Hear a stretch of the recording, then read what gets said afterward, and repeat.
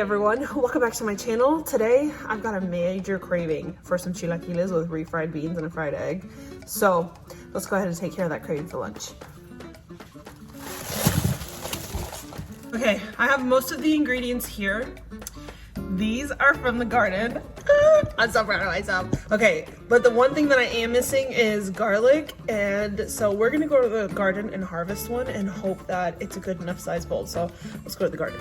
I did find some garlic scapes that I'm just gonna throw in there too. I plucked those off, and now we're gonna see what this one's looking like. Yes! I'm so excited. Okay, let's go wash this and use it.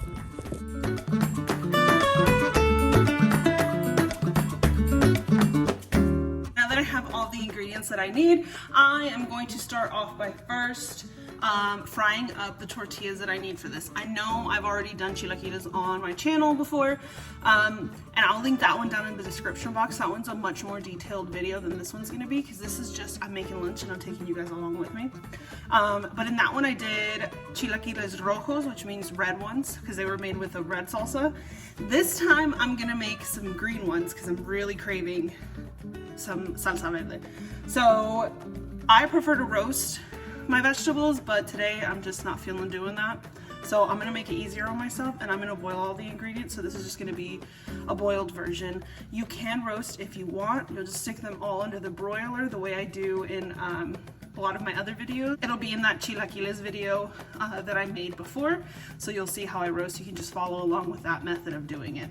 So I'm gonna peel all of these and wash them. I'm also going to wash these and remove their stems, and that'll get boiled.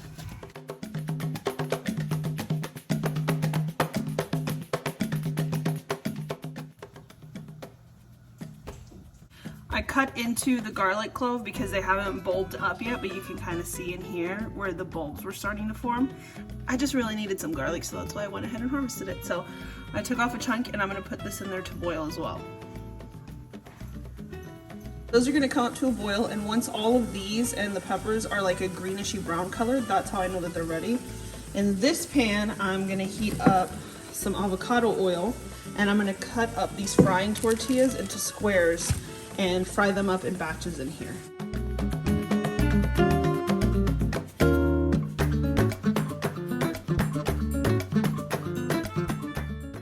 Editing me here. I just wanted to point out that the reason why I'm pulling tortillas apart before doing anything with them is because I'm going to leave them in a stack to cut them. So anytime you're going to do anything with the tortillas where you're going to leave them stacked, whether that's for heating or for cutting like I'm about to do, if you don't pull them apart, when you go, for example, to fry them the way that I'm about to, they will stay stuck to each other, and once they're cooked, pulling them apart means you're going to end up with like shredded, stuck together pieces.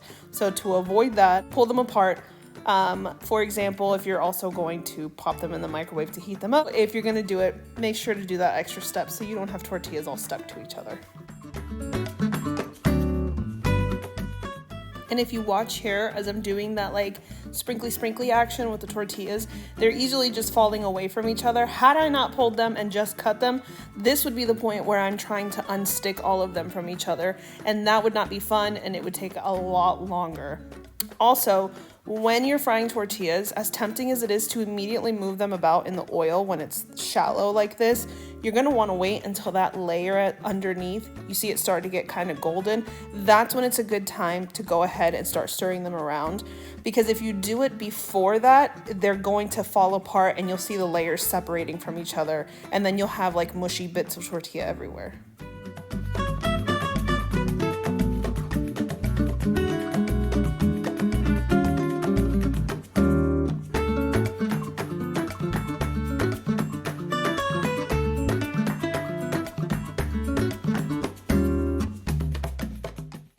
The tomatillos are done, and you can see how they've gone from like that bright green to this like brownishy green color, so I know that they're good to go. So I'm going to scoop those out and move them into this blender cup. I'm going to let it cool down because that blender cup is small, and so I don't want an explosion later when I open it up and have sauce flying at me, because that's happened before. So while that cools down in the blender cup, I'm going to keep working on these tortillas.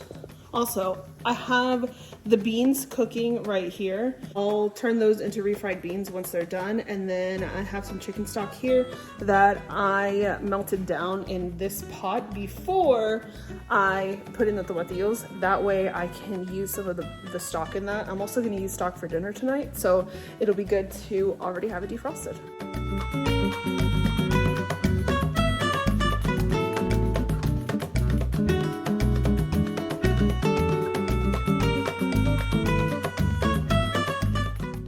So this has cooled down enough. Now I'm gonna add some salt and a little bit of stock. And a lot of times if you see people making authentic salsas, you'll notice that they'll use things like usually some kind of chicken bouillon powder. And that is literally the same thing as doing this, adding in the stock. It's just to give it some extra flavor. I would just rather avoid using the pre-made chicken bouillon over some stock. I'm gonna blend this up until it's completely pureed.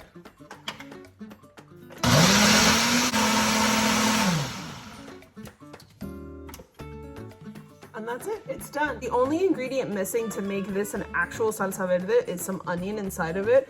So I would have taken a chunk, maybe like a quarter of an onion, and blended it in here. But because I'm making chilaquiles, I'm taking the onion and slicing it and sauteing that in the oil before I add in the sauce. So the onion, instead of being blended in here, it's gonna be in chunks in the actual chilaquiles because I like that onion texture, that little bite that you get with it. So same thing, just in a different spot. I'm also gonna take these garlic scapes and add them in.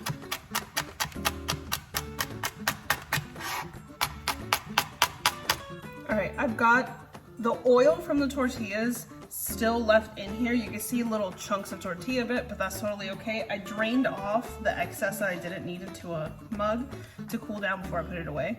And to this, I'm gonna go ahead and add in that onion and garlic on a medium-low heat.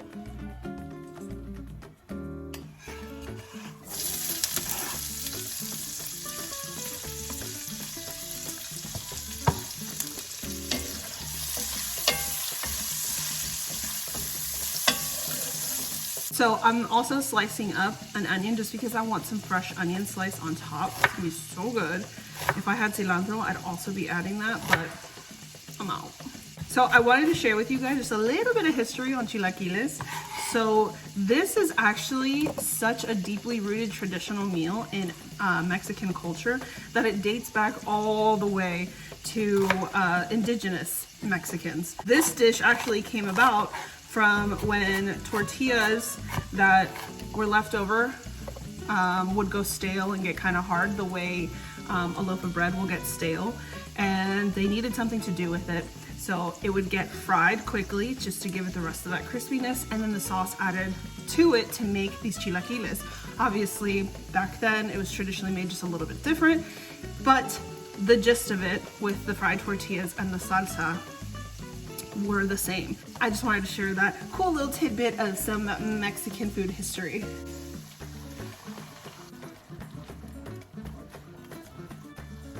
And because we don't waste anything, pour just a little bit of liquid. I'm gonna put the lid back on and give it a shake. And so now everything that was on the sides is down in there. Okay, this is not gonna come up to a full-on boil. I just want it to simmer for just a couple minutes so that the flavor of the onions and that oil and the salsa all mingle and marry up together to become absolutely delicious before I put in the tortillas. So I started a time lapse, but I wanted to share with you guys real quick. I decided with that oil that I had drained out from the chilaquiles and set aside, I said I was gonna put it away, but it's already flavored with tortilla, so that's perfect for refried beans. I don't have any bacon grease. You guys see that usually I do like a tortilla into the oil to give it that flavor. This already had it, so this is a great way to not waste. Waste not, want not.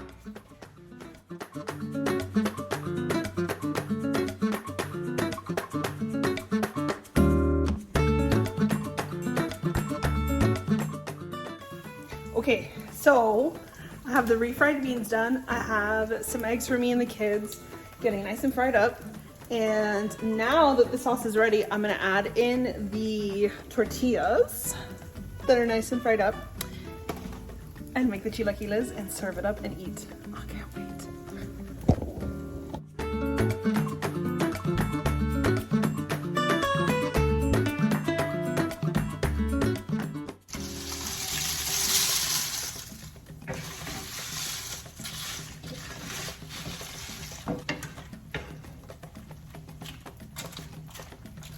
So it's at this point where you've got it all mixed up that if you wanted cheese, you could sprinkle that over top, put the lid on, and just let the residual heat of everything cause that cheese to melt. Since I don't do dairy, I'm not gonna worry about that today.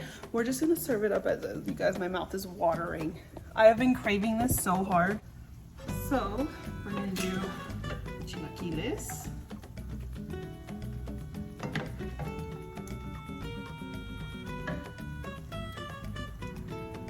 Refried beans,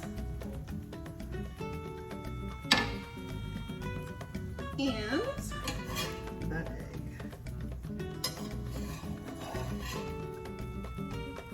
All right, I put the egg just a little bit to the side so that I could get some of this onion and sprinkle it right over top.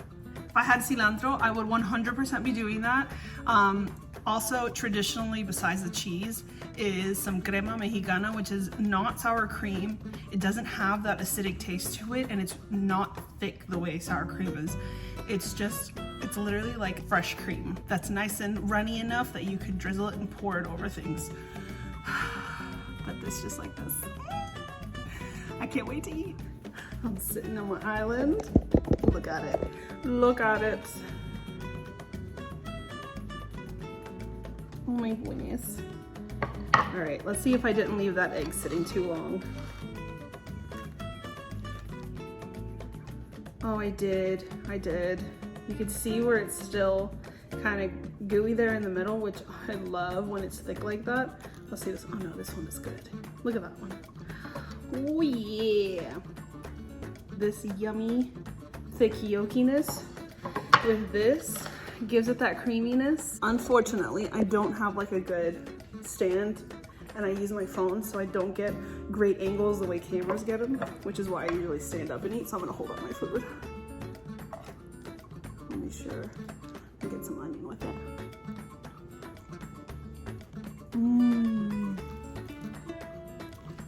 Let me get a bite of egg.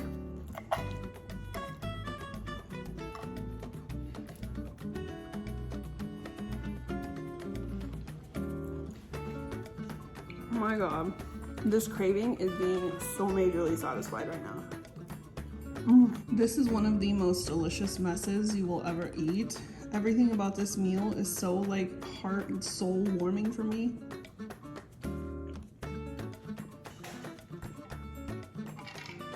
That's it for making lunch with me today. I hope you guys enjoyed this video. If you did, please give it a thumbs up. Let me know if you try it and what you think. Please do yourself a favor of making yourself this super easy, glorious, soul-warming meal. And as always, if you haven't already, I hope that you're willing to hit that subscribe button and stick around with me for a while on my journey to becoming a homesteader. I'll see you in the next one.